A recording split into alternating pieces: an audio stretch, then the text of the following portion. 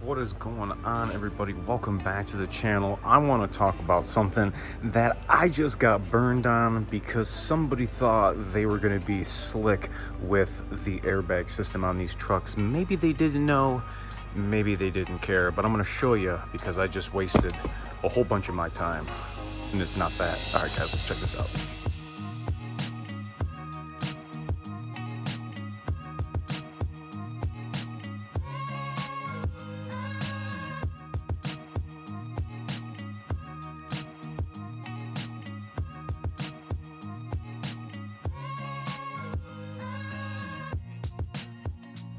All right, thanks for coming back, checking this out. Make sure to hit that like and subscribe. I'm gonna tell you right now that this is not the problem with this truck.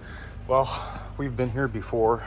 We've talked about issues here in the old trophy troughs where they get all nasty with water, and especially the plow trucks, because they'll get all salty and bring in all the salt and water, and then the water dries and then it leaves this crusted nastiness down here in the trough. Well, this is a 2019 with almost 20,000 engine hours. It has 150,000 miles on it. It was brought in for the concern that the radio didn't work. None of these buttons worked. What else did they complain of? Oh, the windows didn't work. Both windows, actually, both didn't work here, but when I tried using the passenger side, that one worked fine. I noticed that the lock button worked, but the unlock button did not work. Okay, so we have a whole bunch of electrical things going on. My first thing was, okay, there's got to be something wrong in the trough. When I pulled this all off, you could see the water under the tape, and I'm like, all right, well, let me just undo this and see if anything changes. And I did verify the concern. Everything didn't work. However, I could control the radio using the steering wheel buttons. So here it is. I'm thinking it's normal run-of-the-mill. I'm gonna hook up IDS, I'm gonna pull the codes, and I have a whole bunch of communication DTCs. The BCM lost communication with the FCIM, and back and forth. The customer stated that they had it at another dealer, and they said that the upfit wiring, which has nothing to do with the BCM, the little Lego wiring that you guys have seen me mess with, is all spliced in, and that's why it's doing what it's doing, which is absolutely ridiculous. So the other dealer said that they had to take it back to the upfit company, and the upfit company, I don't think, did anything, and then the customer decided to bring it to us, and us as is now I got it. And checking everything out, I see the wiring that they're talking about down in the kick panel, which you guys know what I'm talking about. Well, I guess let's go look.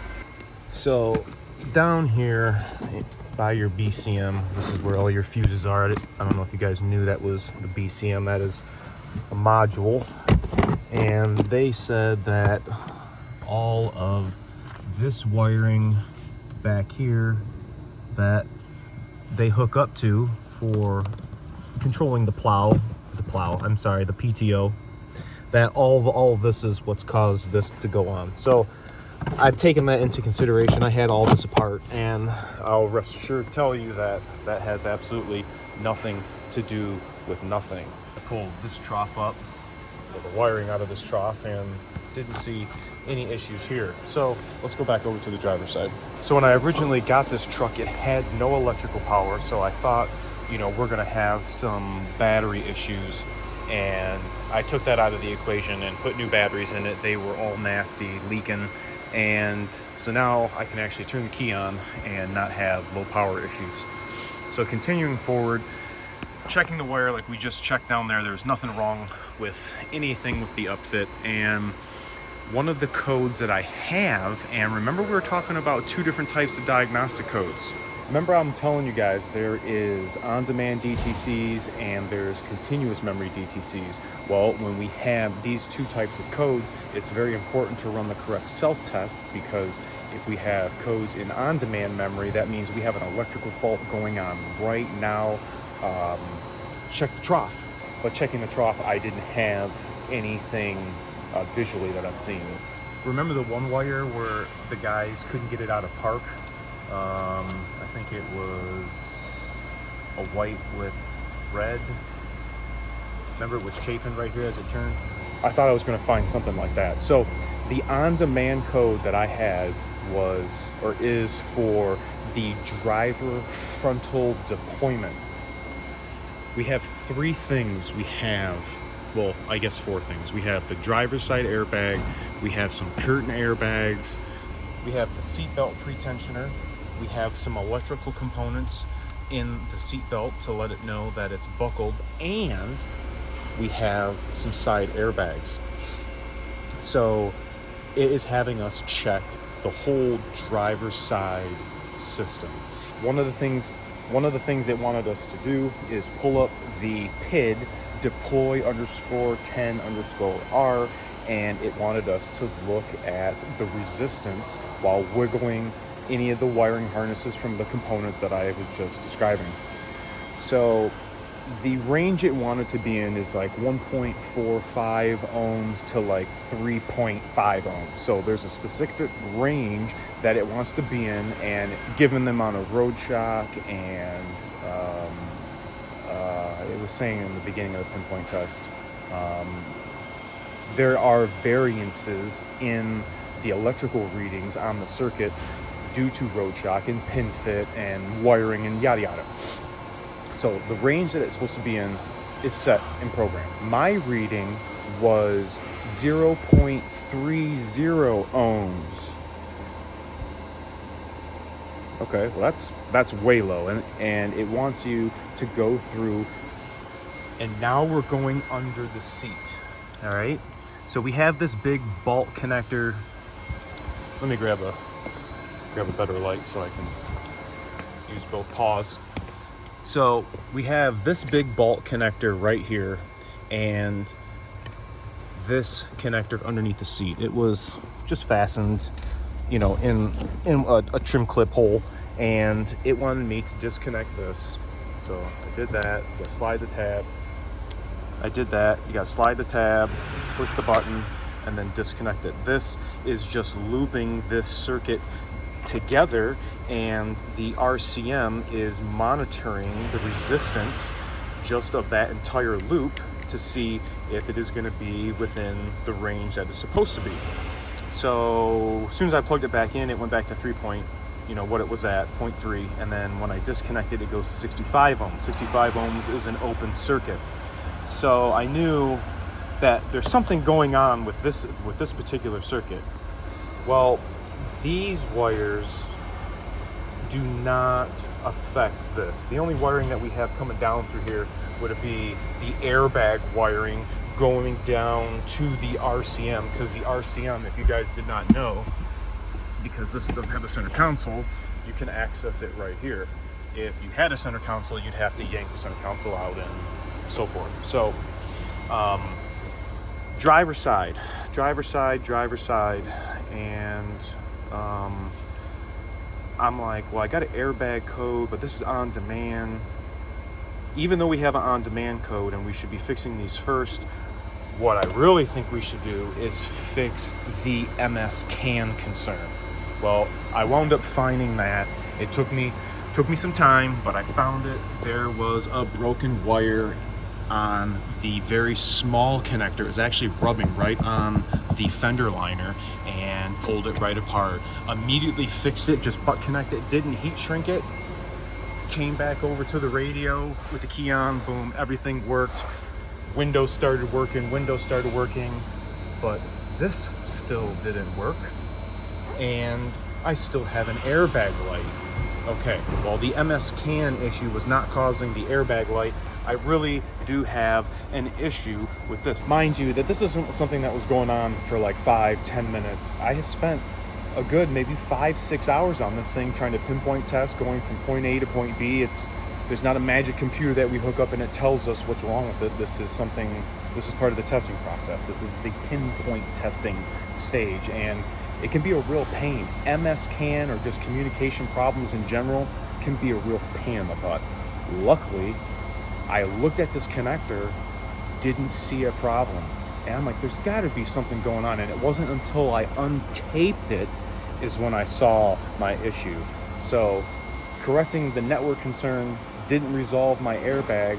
So now that brings us back to the on-demand codes, and now we're gonna have to tackle that one. All my other communication codes from the BCM that the other dealer thought it was a BCM all went away. No communication codes.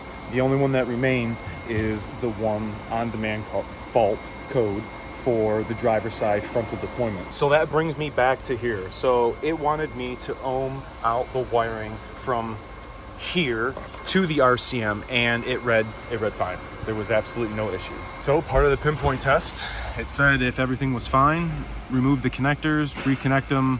Is the problem still there to replace the RCM? So I replaced the RCM, and guess what? The airbag light is still on. I'm like, are you freaking kidding me? That's like the worst feeling. I just spent this guy's money, and now I feel like a failure. So what do? I have to go back through everything that I just explained to you, minus the MS can, because now I know that my only problem left is this driver's airbag issue. So going through the pinpoint test, it says possible causes: RCM, wiring, driver airbag. No way.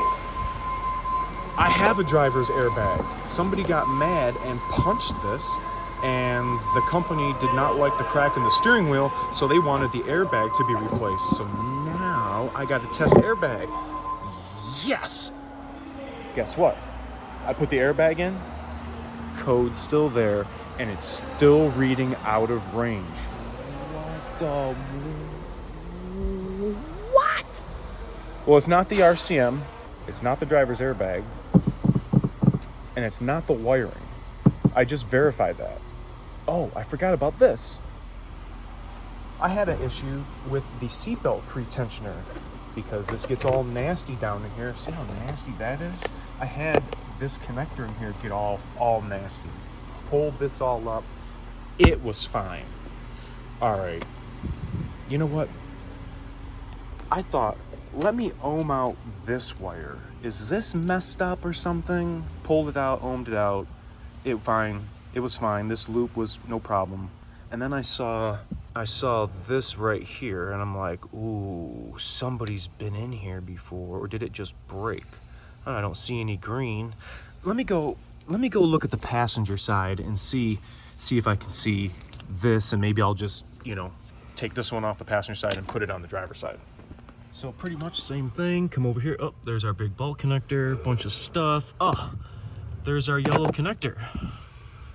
Check it out, yellow connector. It looks like it's plugged into something. It's like it's got another harness. Like it's actually going to something. I'm like, what? That's kind of weird. I disregarded it. And it wasn't until I started talking to my coworker, and I was like, well, why would, if that's going to something in the passenger seat, that's going to the side airbag in that seat. Well, why would there be an airbag in one side and then not an airbag in this side? Did they switch the GD seats on me? That's exactly what they did.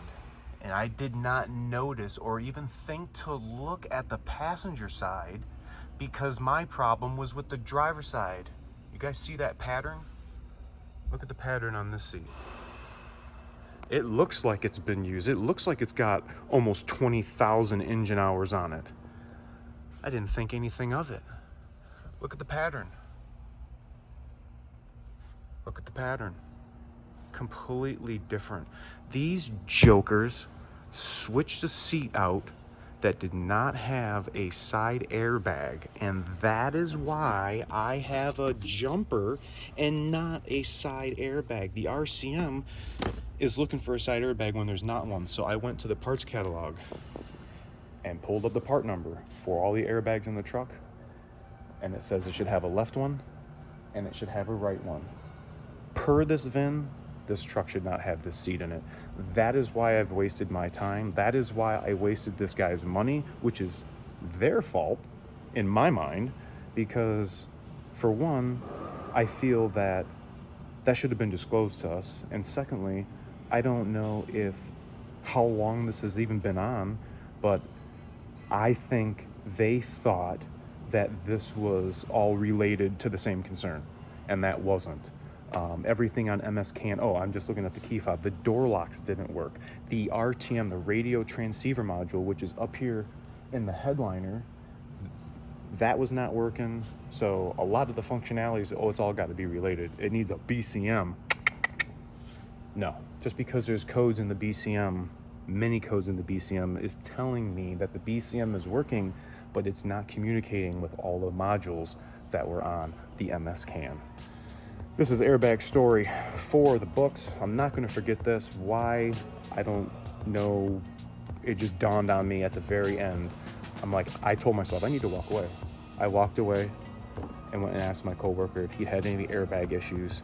And then it just made me ask the question, why would there be only one airbag? Did they switch the seats? And that's what the sure as the hell did.